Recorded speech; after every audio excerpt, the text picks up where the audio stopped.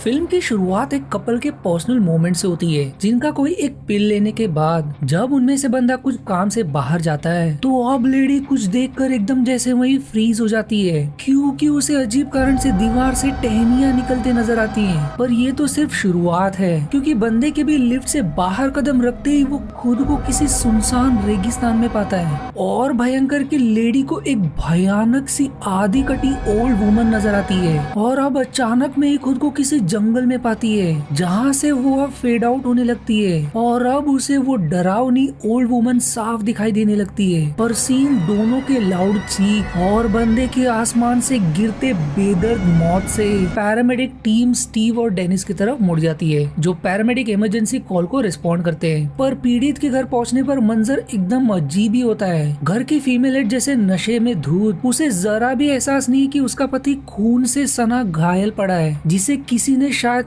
उसी अजीब दिखने वाले तलवार से घायल किया। वहीं उसकी बेटी भी ड्रग के नशे में बेहोश पड़ी होती है, जहां दीवार पर अजीब ही संदेश लिखा होता है। उससे पूछने पर कि आखिर यहाँ हुआ क्या, तो वो बताते कि उसे कुछ फ्रेंच और तेज हवाएं का शोर सुनाई दिया। उन्हें बेटी के पास से हेरोइन ड्रग तो पति के पास से कोई और new in the market drug का शैशे मिलता है और निकलने से पहले स्टीव को एक अजीब सोविनियर भी मिलता है। पर जब अपना काम खत्म करके स्टीव झपकी ले रहा होता है तो उसे कुछ डरावनी फ्लैशेस नजर आती है। अब कुछ रूटीन हेल्थ चेकअप करने के बाद हमें अब दोनों के पर्सनल लाइफ के बारे में थोड़ा मालूम पड़ता है कि स्टीव किसी डिप्रेशन से गुजर रहा है और एक अच्छी लाइफ पार्टनर ना मिलने के कारण वो बस अपनी जिंदगी दारू में काट रहा है। वहीं उसका जिगरी दोस्त डेनिस अपने मैरिड लाइफ और बड़ी बेटी से परेशान है, क्योंकि वो 18 साल की उम्र में ही प्रेग्नेंट हो गई। डेनिस की वाइफ टैरा के भी अकेले घर की पूरी जिम्मेदारी संभालने के कारण दोनों का रिश्ता कमजोर पड़ता जा रहा है। हालांकि स्टीव उसके लाइफ को एनवी करता है, क्योंकि उसके अनुसार वो सिर्फ अपने लाइफ में खामियां देख रहा है, पर उसे एहसास नहीं है कि परिवार होना सौभाग्य की बात है। वहीं डेनिस के अनुसार वो खुद खुशनसीब है कि वो सिंगल है। इस तरह दोनों एक दूसरे के लाइफ को पसंद करते हैं। अगले दिन वो एक और कॉल को रिस्पॉन्ड करते हैं, जहाँ इस केस में पीड़ित को देखने के बाद ऐसा नजर आता है जैसे उसे खौलते तेल से निकाला हो, जहाँ से उन्हें फिर से वही सिंक्रोनिक पिल के अलावा जो उन्हें पिछले पीड़ित के पास भी मिला था। स्टीव वारदात पर अजीब कारण से एक डोर नॉब भी ऑब्जर्व करता है कि आखिर एक door knob in the middle of the theme park क्या कर रहा है। पर ये तो सिर्फ शुरुआत है, क्योंकि कुछ देर बाद उसे फिर से वही फ्लैशेस नजर आते हैं और अगला कॉल उन्हें उसी होटल से आता है, जहाँ वही लेडी अब एकदम शॉक में जैसे उसने भूत देख लिया हो, वो वही सुन्न पड़ी होती है। सबसे अजीब बात कि दूसरे मंजिले पर उसका रूम होने के बावजूद उसे कहीं से तो सांप ने डंक मारकर गायब हो गया, जो एनिमल कंट्रोल के कड़ी खोज के बाद भी नहीं मिल रहा। सबसे दर्दनाक दृश्य कि उसके पार्टनर की लाश उन्हें लिफ्ट में मिलती है। पर अब स्टीव की जिंदगी एक भयंकर मोड़ ले लेती है, क्योंकि हेल्थ रिपोर्ट से उसे पता चलता है कि उसके मस्तिष्क के पाइनल ग्लैंड के ऊपर एक ट्यूमर ग्रो हो रहा है। हैरानी की बात यह है कि उसका पाइनियल ग्लैंड अब भी यंग है, जो सिर्फ टीनेजर में पाया जाता है। पर बुरी खबर यह है कि उसके पास 6 हफ्ते से ज्यादा दिन नहीं है। अब जाहिर तौर पर स्टीव की हालत ऐसे हो जाती है जैसे उसकी जिंदगी उसके हाथों से फिसलती जा रही हो। उसके पास ये गम बांटने के लिए सिर्फ उसका जिगरी दोस्त डेनिस होता है, पर वो उसे बताना सही नहीं समझता, क्योंकि वो खुद भी परेशानी से गुजर रहा है। पर अब डेनिस की भी जिंदगी उलट पलट होने वाली है, क्योंकि उसकी बेटी ब्रियाना अपने दोस्त के साथ पिछले रात रेव पार्टी के बाद से गायब हो गई, जिसे उसके दोस्त ने आखिरी बार उस कुर्सी पर देखा था। और ब्रायना ने भी वही सिंक्रोनिक पिल लिया था, जबकि उसके दोस्तों ने कोई और। ये सुनते ही डेनिस के पैरों से जैसे जमीन खिसक जाती है। वो हर तरफ पूछताछ करता है, पर उसका पता कहीं नहीं चलता। स्टीव पहले ही अपने आखिरी कुछ समय में वो ये झेल नहीं पाता कि उसकी जिगरी दोस्त की बेटी गायब है। उसे श्योर होता है कि ये सब जरूर उस पिल के कारण हो रहा है, बट सिंस वो ड्रग लीगल है, इसलिए इससे पहले कि कोई और इसका शिकार बने, वो ड्रग स्टोर को ट्रैक डाउन करके जहाँ से ये ड्रग ब्रांड सप्लाई होता है, वो सारे ड्रग्स एक ही बार में खरीद लेता है। इस तरफ डेनिस और उसकी पत्नी को अब डर लगने लगता है कि कहीं उनकी बेटी को कुछ हो ना गया, क्योंकि अब तक काफी दिन बीत चुके होते हैं। वहीं दोनों के रिश्ते में पहले ही कमजोरी, इस डिप्रेशन के कारण उसकी पत्नी डिवोर्स फाइल करने का तय करती है। पर उसी रात स्टीव एक चोर को अपने घर में घुसपैठ करते रंगे हाथ पकड़ लेता है, पर जेल के डर से वो अपनी चोरी के इंटेंशन और उस सिंक्रोनिक ड्रग के खासियत के बारे में रिवील करता है। और अब उन सारे अजीब घटना के रहस्य से पर्दा उठता है। दरअसल वो इलीगल ड्रग्स के मॉलिक्यूल्स को बदलकर लीगल फॉर्म में डिजाइन करता है, ताकि वो मार्केट में बेच सके। पर जब तक ड्रग अथॉरिटीज को इसके बारे में पता चला, तब तक उन्होंने कुछ सैंपल्स मार्केट में सेल कर दिए थे और उस स्टोर में वो आखिरी कुछ ड्रग्स थे जिसके वो तलाश में था। वो सबसे सबसे बड़ा खुलासा करता है कि दरअसल वो ड्रग टाइम मशीन की तरह काम करता है, जो इंसान को पीछे के समय भेज सकता है, क्योंकि सिंक्रोनिक पिल इंसान के पाइनियल ग्लैंड से छेड़छाड़ करता है ताकि आप समय को उस तरह महसूस कर सको जैसे समय सच में है, यानी कि मल्टी डायमेंशनल। वो उसे एक सॉन्ग डिस्क के उदाहरण से समझाता है कि यदि इस डिस्क में सारे सॉन्ग्स एक समय हैं, तो प्लेयर का नीडल सिंक्रोनिक पिल है जो इंसान को सिर्फ पीछे कहीं भी भेज सकता है। पर इस पिल की मदद से एडल्ट सिर्फ गोस्ट की तरह कुछ सेकंड्स के लिए पीछे ट्रैवल कर पाते हैं, वहीं टीनेजर्स एक्चुअल में फिजिकली पास में जा सकते हैं क्योंकि उनकी पाइनियल ग्लैंड यंग होती है। वहीं एडल्ट्स का समय के साथ सख्त हो जाता है। ये जानने के बाद स्टीव अब सारे गुत्थी को सुलझा लेता है कि शुरुआत में वो कपल्स, क्योंकि वो एडल्ट्स थे, वो सिर्फ कुछ सेकंड्स के लिए गोस्ट की तरह पीछे ट्रैवल कर गए। वो लेडी उस समय पीछे ट्रैवल कर गई जब इंसान आदिवासी की जिंदगी बसर करता था, इसलिए एक इवॉल्व लेडी को देखने के बाद वो जंगली की तरह चिल्लाने लगी और वो डंक भी उसे उस रेप्टाइल से लगा।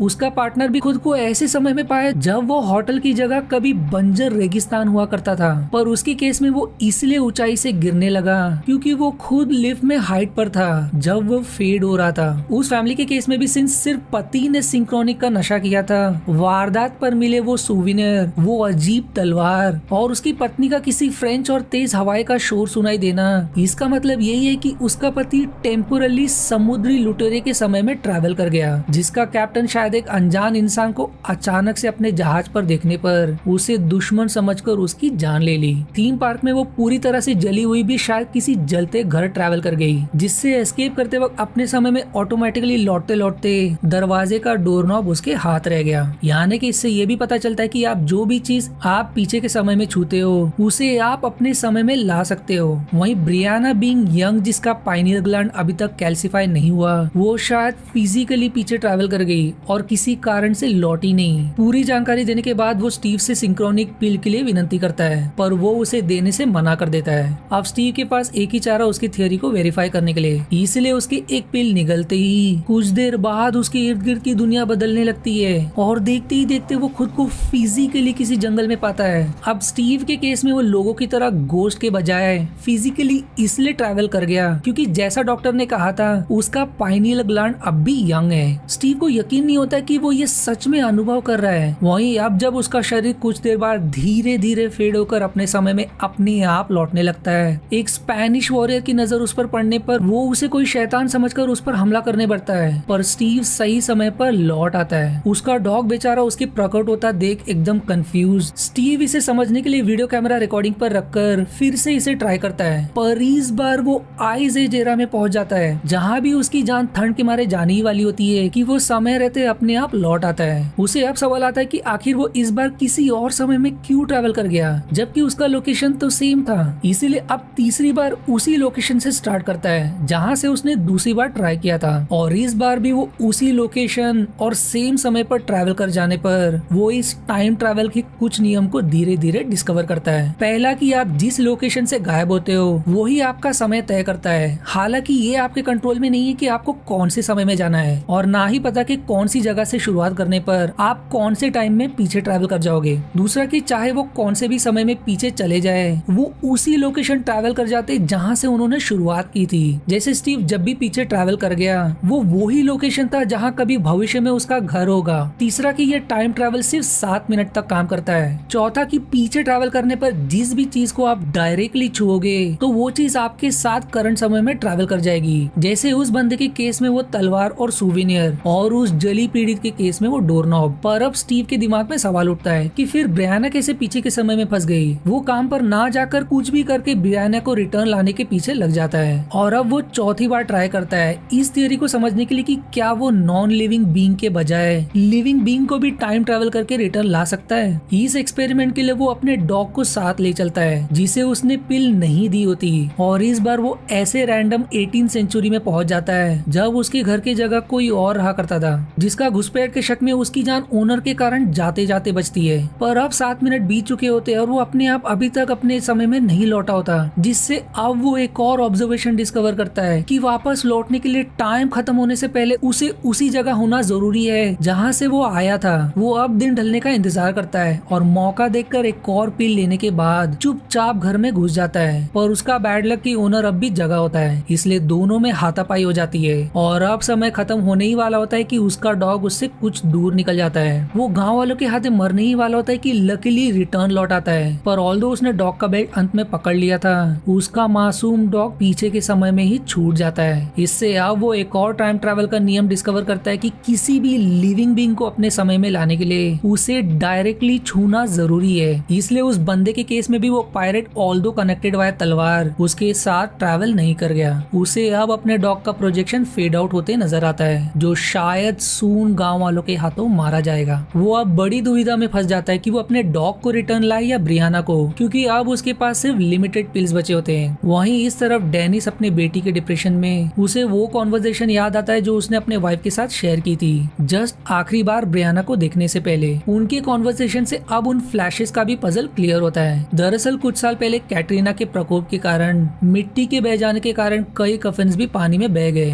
जिसमें कुछ स्टीव के पेरेंट्स और उसकी छोटी बहन की थी जो कुछ समय पहले चल बसे थे, पर कुछ लुटेरों ने उसकी बहन के कफिन को लूटकर वैसे ही छोड़ दिया। तब से वो पेनफुल दृश्य उसे हॉन्ट करती है। इस तरफ स्टीव बहुत सोचने के बाद ब्रियाना को बचाने का तय करता है और वो वहीं से शुरुआत करता है जहां उसके दोस्त ने उसे आखिरी बार देखा था। पिल के स्लिप करते ही वो खुद को ऐसे समय में पाता है जब इंसान वुडू मैजिक पर विश्वास करते थे। स्टीव ब्रियाना की खोज में कई बार आवाज लगाता है, पर इससे उस पर अफ्रीकन अमेरिकन आदिवासी की नजर पड़ जाती है। स्टीव उनके हाथों भी मरते मरते बचता है अगर सही समय पर वो नहीं लौटा होता, पर इससे उसे श्योर हो जाता है कि ब्रियाना यहाँ से गायब नहीं हुई। शायद वो गायब होने से पहले ऐसे लोकेशन गई जहाँ उसे शांति मिलती हो, क्योंकि वो गलती से प्रेग्नेंट हो जाने के कारण खुद भी डिप्रेशन से गुजर रही थी। पर वो लोकेशन जानने के लिए उसे डेनिस को टाइम ट्रैवल के बारे में सब बताना पड़ेगा, जिसे जानने के बाद हैरान के अलावा उसका दिल भर आता है कि वो उसके बेटी के लिए अब तक इतना किया। वहीं वो खुद भी टूट जाता है जब उसे पता चलता है कि स्टीव को इनऑपरेबल कैंसर है। पर स्टीव उसे समझाने के बाद डेनिस उसे बताता है कि अगर वो पीछे कहीं फंस जाता तो वो जरूर ऐसे जगह कोई निशान छोड़ता जहाँ वो जाना हमेशा पसंद करता हो। स्टीव को अब चमकता है कि ब्रियाना की फेवरेट लोकेशन वो पत्थर थी और उस पर ऑलवेज स्क्रैच देख स्टीव को श्योर हो जाता है कि ब्रियाना यहीं से गायब हुई। शायद ये ब्रियाना का ही पीछे के समय से किया है जो अब उन्हें नजर आ रहा है, पर डेनिस उसकी जान खतरे में नहीं डाल सकता, इसलिए खुद जाने का तय करता है। पर स्टीव उसे समझाता है कि ये मुमकिन नहीं है क्योंकि उसका पाइनियल ग्लैंड कैल्सिफाइड है, इसलिए उसे ही जाना होगा। उसके पास अब आखिरी बचे 2 पिल्स। उसके जाने से पहले दोनों में लंबी गहरी बातें होती है। डेनिस को फाइनली रियलाइज होता है कि स्टीव हमेशा से सही था, कि परिवार होना वरदान से कम नहीं है। आज जब उसकी पत्नी ने उससे डिवोर्स फाइल करने का तय किया, वहीं जब उसकी बेटी ब्रियाना भी करीब नहीं है, तो अब उसे परिवार का महत्व समझ आ रहा है। वहीं स्टीव अब जब अपने आखिरी कुछ समय में है, वो अपना अनुभव बांटता है कि वर्तमान इंसान के लिए सबसे बड़ा उपहार है, इसलिए हमेशा खुलकर जीना चाहिए। जो भी उसके पास है उसी में खुश रहना सीखे।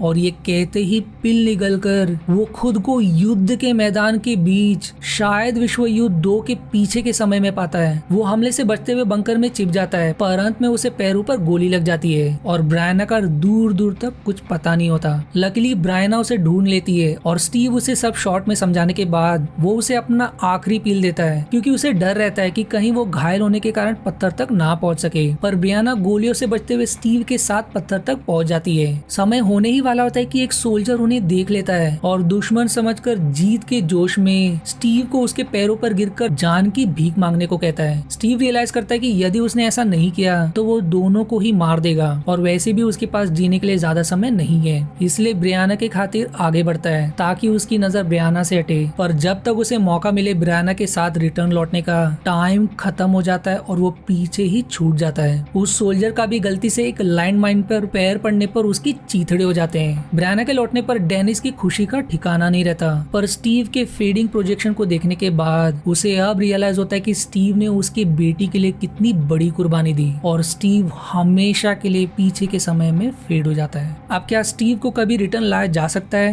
एक्चुअली नहीं, क्योंकि सिर्फ उसके पास वो कुछ आखिरी पिल्स थे और इस पिल को डिजाइन करने वाला एकमात्र केमिस्ट ने भी आत्महत्या कर ली थी, जिसका क्लू हमें उस दौरान बैकग्राउंड में चल रहे न्यूज से पता चल सकता है। शायद केमिस्ट ने आत्महत्या इसलिए की क्योंकि उसे समझ आ गया था कि कितने लोगों की इसके कारण जान गई, इसलिए स्टीव को रिटर्न लाने का अब कोई चारा नहीं और वो अपने कैंसर बीमारी के कारण शायद पीछे के समय में ही चल बसेगा। वहीं पत्थर पर वो ऑलवेज ब्रायना का स्क्रैच नहीं बल्कि हमेशा से स्टीव का किया था, क्योंकि जब वो पीछे के समय में ट्रैवल करता है तब पत्थर पर कोई निशान नहीं था, वो स्टीव का किया था दोनों को उनके समय में संदेश देने के लिए कि जिंदगी में हर पल को एंजॉय करे। वहीं आखिर क्यों स्टीव के पीछे जाने से पहले ही उन्हें वो मार्क नजर आया था? वेल, इसे समझने के लिए आपको ग्रैंडफादर पैराडॉक्स थ्योरी समझना होगा, जिसका लिंक मैंने डिस्क्रिप्शन में मेंशन किया है।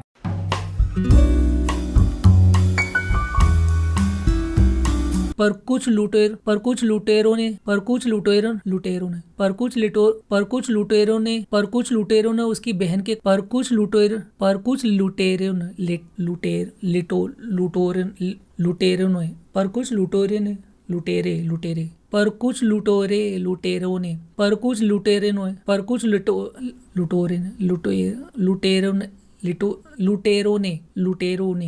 लुटेरों ने उसकी बहन के कफिन को लूटकर वैसे ही छोड़ दिया। आशा है आपको मेरी एक्सप्लेनेशन पसंद आई। यदि हाँ तो प्लीज वीडियो को लाइक करना और चैनल को सब्सक्राइब करके सपोर्ट करना ना भूलें। मिलते हैं अगले एक्सप्लेनेशन वीडियो में, तब तक के लिए धन्यवाद दोस्तों।